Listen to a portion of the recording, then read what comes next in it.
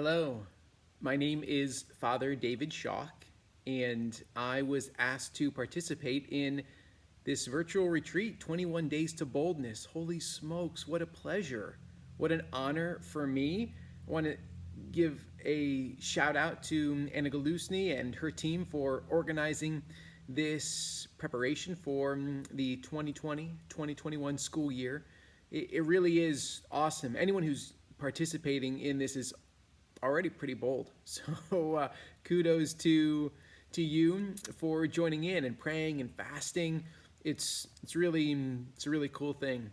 I am the pastor at Christ the King Church here in Columbus, and I know a lot of really bold Catholics here in my community, and I try and live the faith with zeal and with passion and with boldness.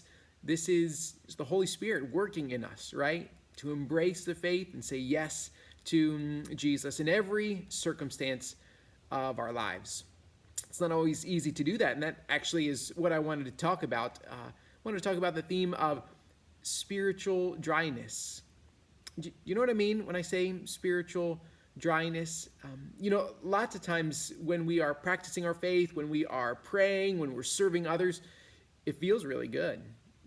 There's that emotional, I don't know what it is. It's uplifting. It feels exhilarating because we're close to God, and God fills us with his life and his grace and his love. And we call that in the spiritual life, we call it spiritual consolation. Yeah, God offers us these consolations in our journey of faith. Those times when it feels really, really good to say yes to God and say yes to prayer and say yes to service. Well, guess what? There are also times when we practice our faith fully, 100%, and it's hard. We don't feel that inside of us, that uplifting, that presence that makes us feel good. What that's called? When it feels good to pray and practice the faith, it's called consolation. But the opposite of that dryness, that's called desolation. There's spiritual desolation in our journey of faith. And I want you guys to know that is absolutely normal. It's part of the deal, actually. When people come to me and they say, Father, I'm experiencing this dryness in my prayer. I'm experiencing this desolation as I practice my faith and trying to love God and to love my neighbor. I say, just don't be shocked. Don't be surprised. This is actually a sign that you are advancing, that you're moving forward in the spiritual life. I know it sounds weird. It sounds strange, right? If it's feeling good and we feel motivated, we feel uplifted by practicing our faith, yeah, we're moving forward. That comes at the beginning. Yeah, at the beginning, the Lord gives us these consolations. But little by little, we come to a point in our journey of faith and our relationship, our very personal relationship with God, where those consolations dry up. We call that spiritual dryness, that desolation. And why does God take away those consolations? Why does God, better put, offer us this desolation? And I'll tell you why.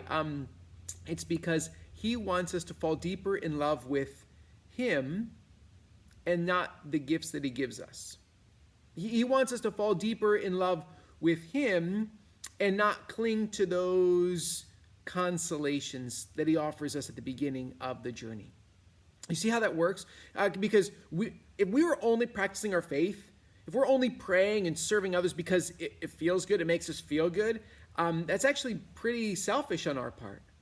But if we are practicing our faith and saying yes to God for God's sake, because we love him and we want to serve him, it's not about us anymore.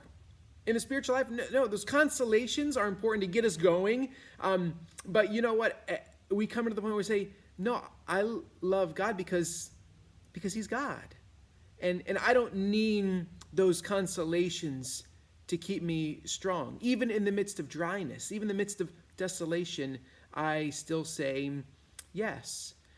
So again, I want all of you to know that it's very natural, it's very normal to experience spiritual dryness.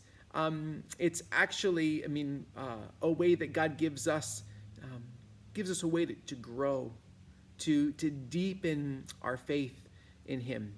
I want to encourage you to continue to say yes to God in the good times and in the bad. When you're on the mountaintop or when you're in the valley, I want you to say yes to God when you're feeling those consolations, when it feels so good, and to say yes to God in the midst of desolation, when sometimes it's really rough.